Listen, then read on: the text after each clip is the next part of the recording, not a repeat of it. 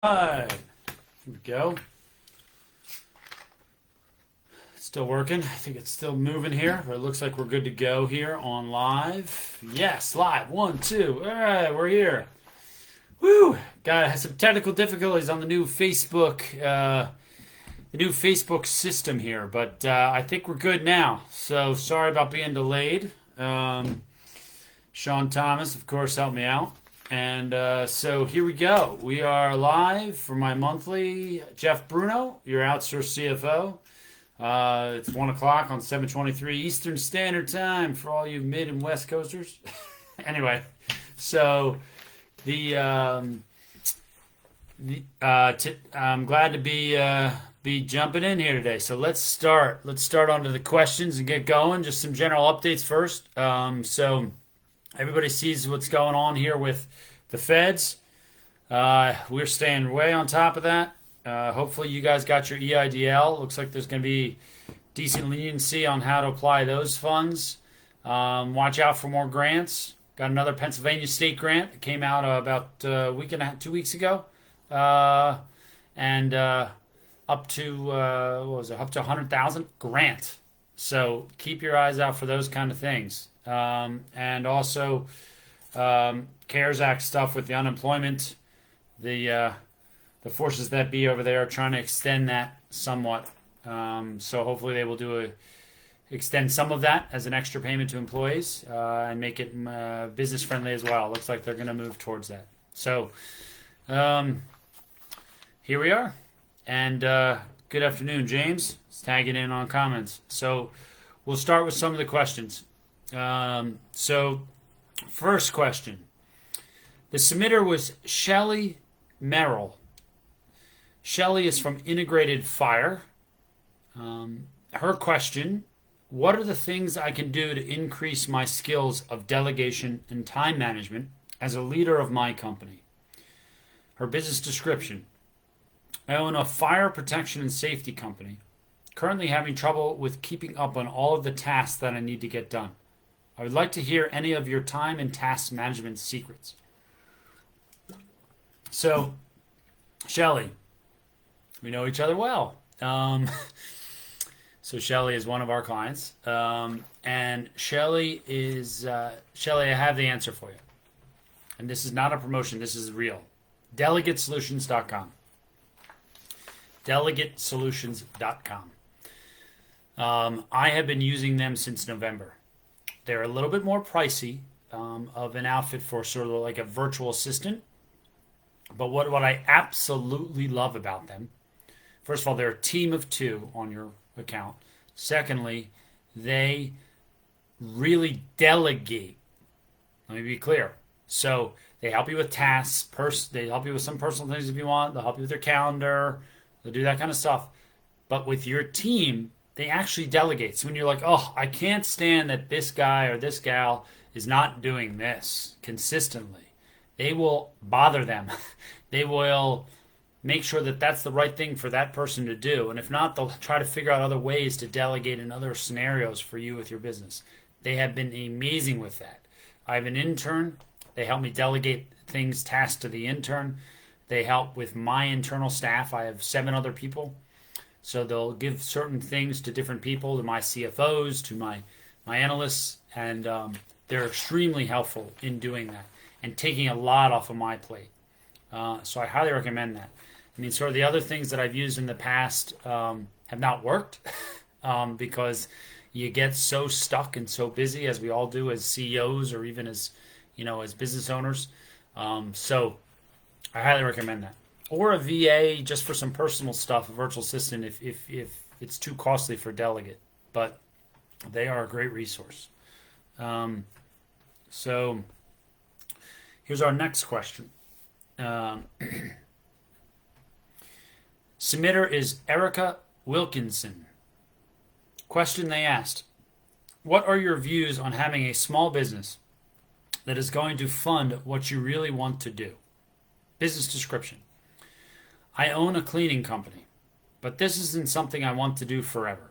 I want to get my real estate license and buy investment properties that my cleaning/property management company manages.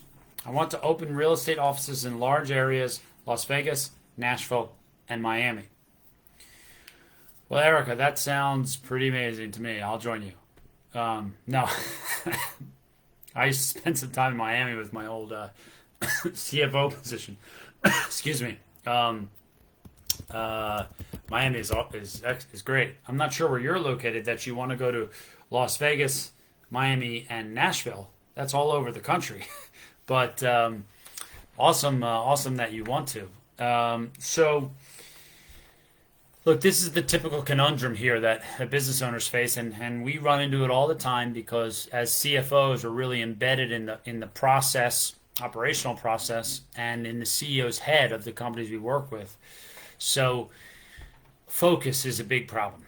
So I like your concept, okay, but one of our companies right now, sorry to give you a little tangent, one of our companies had two companies that they were doing, and they were kind of similar in some sort of in the marketing field, but one was lower profit and was distracting from the other. So it looks like after it's been about a year we've been engaged with them, they're going to get rid of that one company that is just not hacking it and stick with their main company because that separation of focus can be a problem for businesses because there's just not enough talent and sometimes the owner is spread too thin and it's very hard focus wise. Now, I do like your concept because having a cleaning company that's also a property management company is good, but be careful. I mean, I don't know how much you've been doing with property management, so I'd have to talk to you in person, but you know, property management is tricky. You got to do leases. Sometimes you need leasing agents. If you own a bunch of properties, you have to deal with turns on apartments. You have to deal with a lot of fixes. It's not just cleaning and, you know, mopping up the area. And I know you know that probably because you've been doing it. But those are a lot of pieces to manage. So doing that and managing a cleaning company, which is kind of a part of that, and then managing a real estate business with development is a lot. You'd probably need a lot of personnel for that. So that's an intense structure. It's a good idea, but you need a lot of structure to it. Also, I would ask you what your capital position is here. You want to do real estate development. You want to get your real estate license. And you don't need a real estate license to do real estate development. You save on the costs of buying the properties, but you don't need a license. So that's if you want to sell real estate from a commission standpoint. But you can buy investment properties on your own with different LLCs. You can set up an LLC to hold $1 million of liability. Maybe that's 2, 3, 4 properties. And you could set up another LLC to hold $1 million. You'd set up different LLCs, which is more accounting you have to deal with. You have to do tax returns for every LLC. So there's a lot of steps here in this process to be safe with your investments. Your liabilities are covered. A roof falls in, something happens, that one LLC absorbs that liability. You need insurance on that LLC. I'm sure you know all of this running a business, but it's different levels of insurance for a cleaning company versus owning real estate. There's builder's risk in real estate. There's as you're investing in the properties and renovating them or building them even. So there's a lot there. There's rental insurance if you're renting them. You might have to hold. So a lot of considerations. Then the thing is, how much capital do you have? So if you're going to be buying properties, banks are going to want you to put at least 25% down in most cases since it's a commercial venture. So what's your capital outlay? Do you have 100,000 sitting there? So you can buy a $400,000 property? That's what banks are going to want. And they want a track record too. So it's not just any bank necessarily that's going to give you the money because it's a risk. So, of course. But, there's a lot there. I love your idea. Seems exciting. I would also test run the market you're more comfortable with first.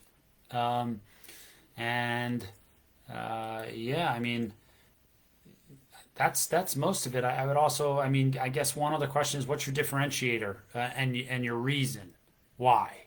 So, what differentiates you from doing this? If it's just a cleaning company that does management, I mean, that's great. But there are, I mean, we work with a couple real estate companies here that have tried and failed. Real estate companies that buy and sell properties tried and failed to do management with it because it distracted them. So it's a hard thing to do all of that together. So I'm not discouraging you. I'm just saying you really got to get a track record, get a few going in one area, show how your model does it faster, less expensive, more efficiently, and then stamp it out in different locations as you grow. Um, Very cool, very cool. Wish you best of luck. So, next question is from Yolindi de Gouveia. The question they asked: would you suggest a gradual increase in prices or a one-time price increase across the board and let things settle? Business description: custom, high-quality throw pillows and inserts. I've always had a hard time pricing my products and services correctly. I've researched online formulas for pricing and looked at other retailers. However, I know my prices need to be higher. My customers get an excellent product and customer service, so I know my product can stand by a higher ticket price. I feel that a higher price will reflect a quality product better, and in turn produce a better customer and return business. Okay, all of that is correct. I agree with your premise. People struggle with raising prices all the time. Um, I mean, I'm an example of that. When I started the business 7 years ago, I was, I don't know, 30% lower than I am now, maybe even 40% in some cases. And I struggled raising those prices until I felt the value is there. So I'm sure your product is superior and you could probably raise the prices right away.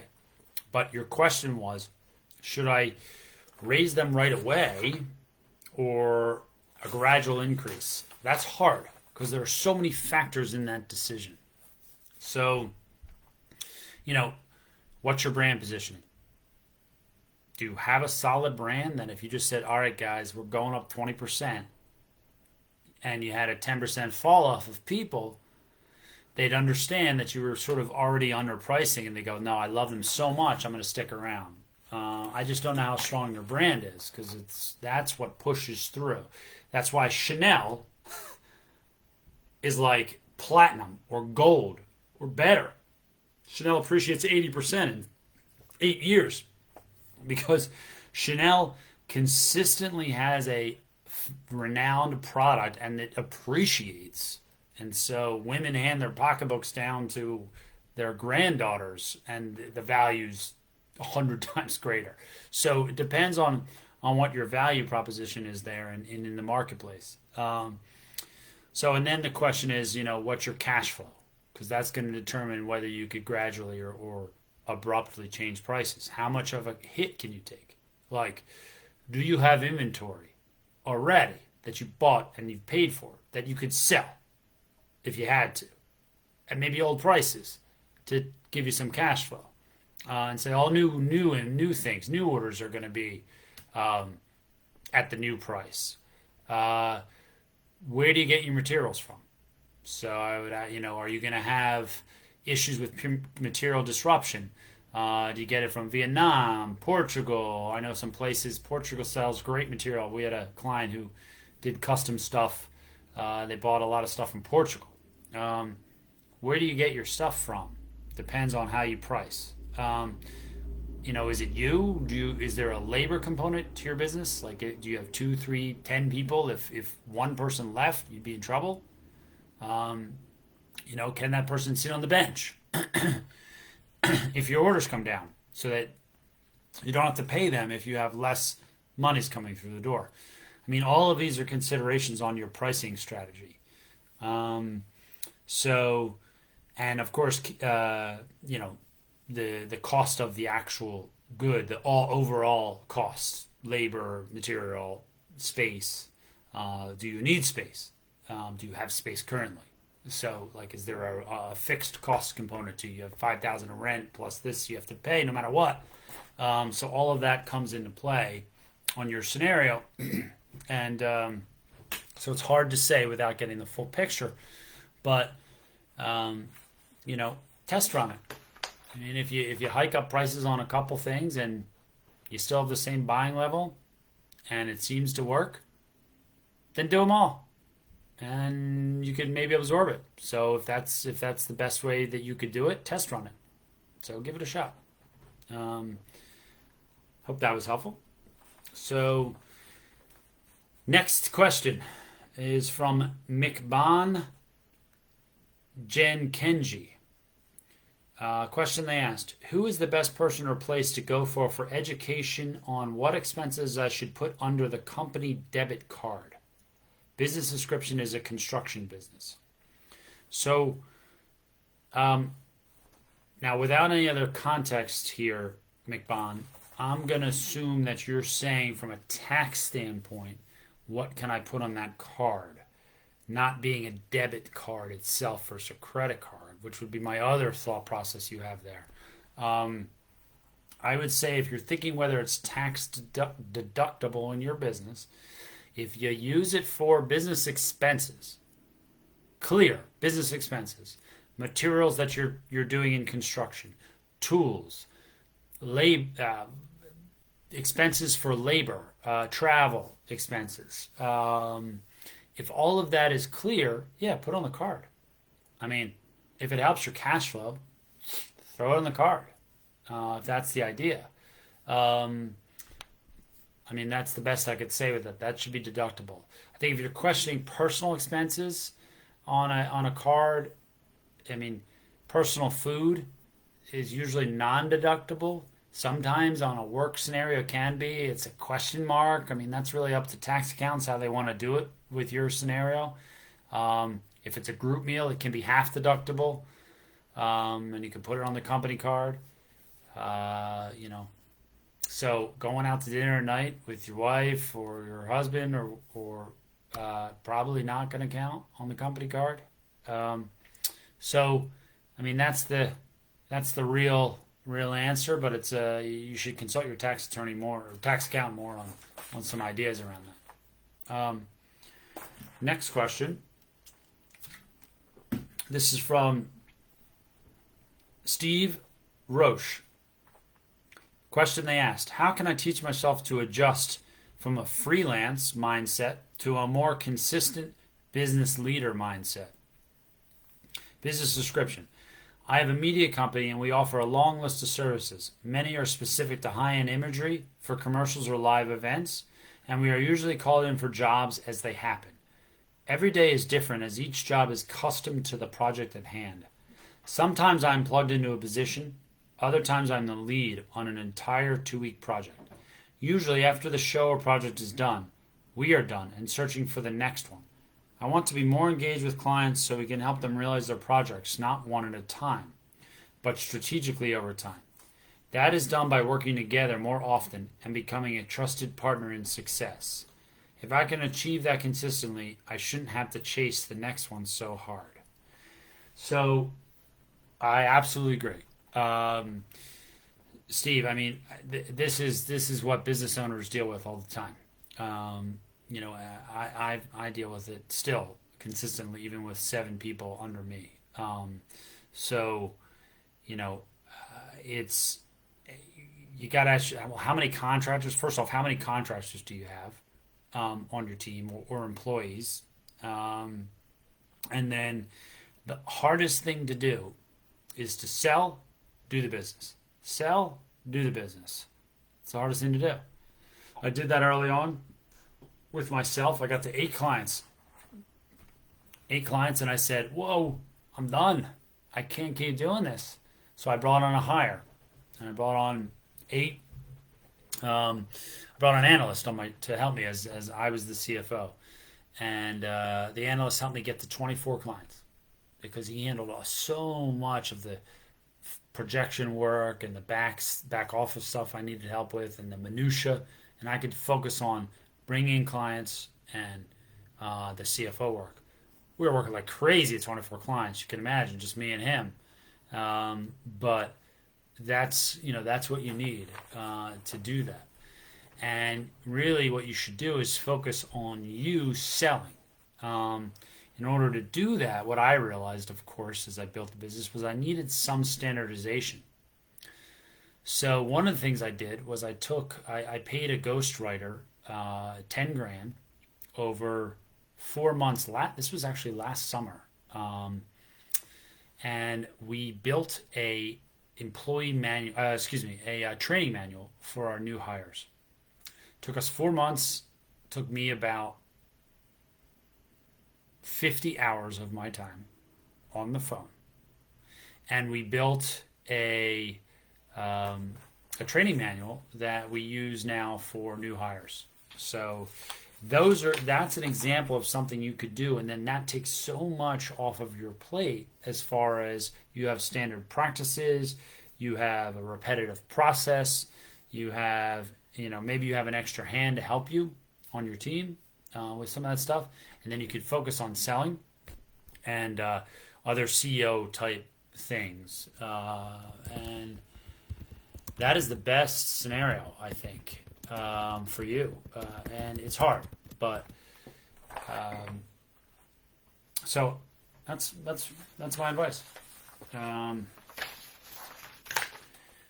So let's see what else we got here. Next question. So the submitter is Marlena Carter. Question they asked: is it better to have employees or independent contractors? And what are ways for me to be sure I am choosing the right type of worker? Business description: I own a pet grooming salon currently with 2 independent contractor groomers that only pay a set daily rate, both rental. So Marlena, this is a question. It's probably the 3rd time in the last 5 months I've gotten this question on here. So obviously there's an anxiety about this in the workplace, which I understand. So it's really about it's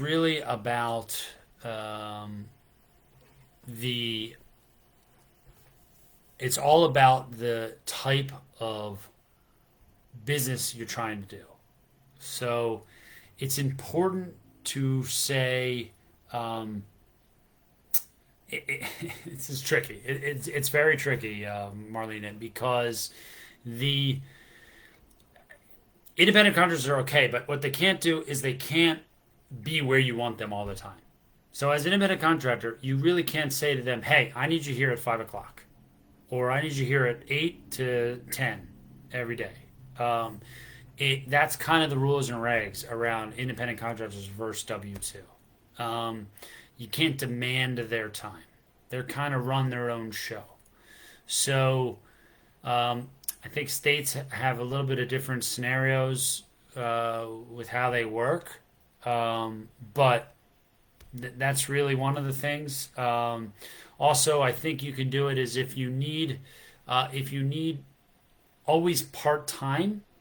It might make sense to have a bevy of independent contractors, so that if one can't make it, you can just tag onto another. They can come in and you can run that way. If you just consistently need part-time because you can't have a full-time need for an employee, or maybe they have different skill sets you want, and you want to have a bench of people that you can bring in. That's one way to use independent contractors. And it depends if you're national.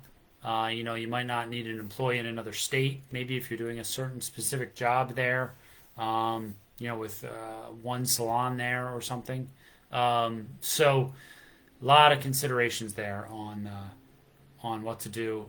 But I always say is, if you want consistency, you want complete buy-in, and you want to be able to tell them what to do, then hire them as an employee.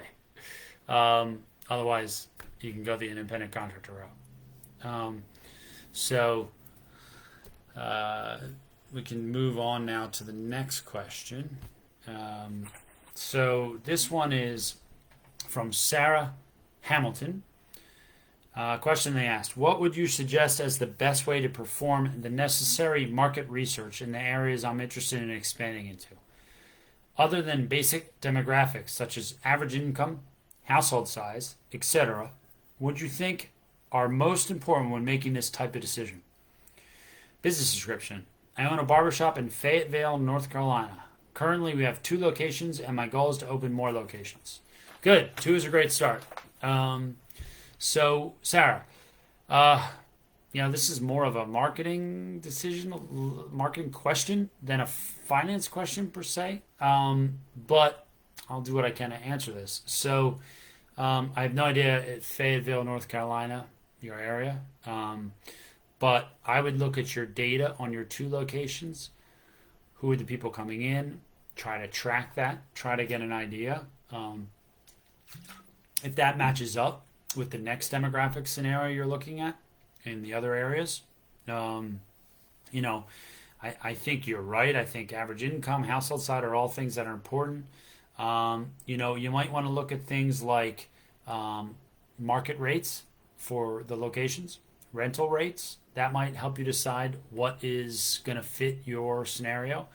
It might actually dictate it a little bit on space, so to speak, on what the cost is.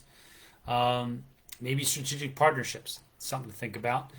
Maybe there's an avenue where there are chains like a Dunkin' Donuts or something. I'm making this up, obviously, but that there are chains of stores that are tied to your first 2 locations that would be in your others, and you could do some cross marketing with. Maybe there's even a budget to do that, and draw people in. Pamphlets, something like that would say, hey, if you come here, cross marketing kind of thing. That maybe that's somewhat of a consideration. And then I guess the other thing is people the workers getting to your shop to do the work. So that's something else to consider. Traffic levels, like consumer traffic, walking traffic, or even driving traffic, is something to look at if you can get that data. Real estate groups, if you're looking for a rental spot, will really help give you more of that information too. Usually, the good ones. So ask them for that. And, signage. What's your signage availability? Are you on a road? Are you, are you near something that can attract people? So I think it's centered around the marketing, and maybe you can track some of your internal metrics to see who are your customers. So hopefully that was helpful. Next question. Again, another one from Mikban Jen Kenji. Question. Should we and how should we continue to pay one of our independent contractors who does not have legal status in the United States? Business description. We have an excellent worker laborer who knows the trade very well and very loyal to our company. He is someone I can trust to run every job on his own and with little to no supervision, and has so much field experience he can instantly solve tough problems. Problem. We've been trying to pay this worker with cash and taking the hit for all the taxes for the money that we withdraw for him. We reached out to this worker and proposed him paying through check, but he denied. Even tried to incentivize him with a raise, but he denied and responded, "The day you start writing me checks is the day I drop off the company truck and hand in the keys." This worker is an immigrant and very hardworking. It would hurt the company if we lost this person, but also we can't afford to take the hit we are foreseeing on with taxes in the future years. He does not seem to want to even go that route, and I'm sure he's aware of ways to make it work, but I think he's more afraid of his status. How do we convince this worker to pay by check, if any? Do we fire him? Do we keep him and start looking for replacements? Please advise. So, this is also not too uncommon. We have a couple clients in our area in Philadelphia who deal with this. So some of this is tough, catch-22 kind of stuff. What I mean is, our immigration policies are a mess right now. Not to get political, but the whole thing is a mess. And so one of our clients it works in a very immigrant area outside of Philadelphia, and they hire immigrants. And some of them have green cards, some of them have social security numbers, and half, if not more, don't. And the problem is even the ones that are here with a green card, some of them can't get paid W-2 because of a weird scenario in their construct. They might be here on a green card because they're getting some schooling. But because they're here schooling, they can't work and get paid as a W-2.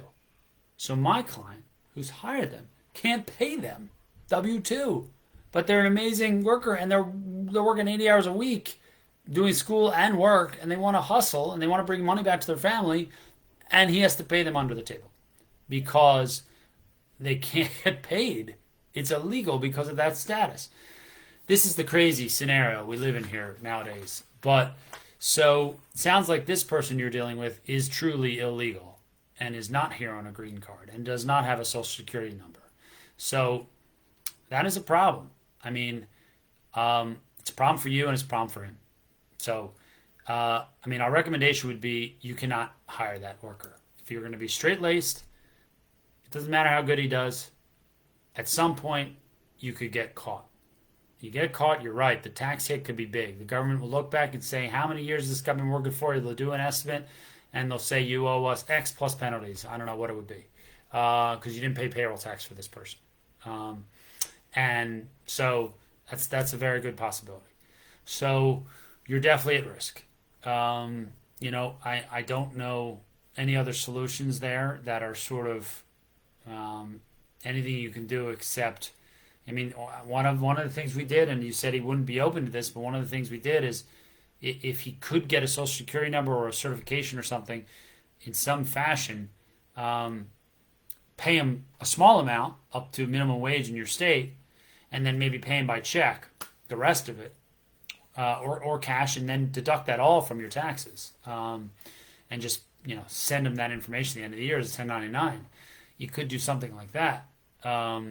So I don't know. There's not too many options here. We're kind of limited. So I'm sorry, but that's just what it is. So hopefully that gave you a couple thoughts. So those are all the questions. And I don't see any comments unless I'm reading this wrong. I see a couple good afternoons. Hello, Shelley. Sean told me to stop reading the comments, so so I'm gonna stop reading the comments. But great. I think this was really good. I hope everybody got some information from this.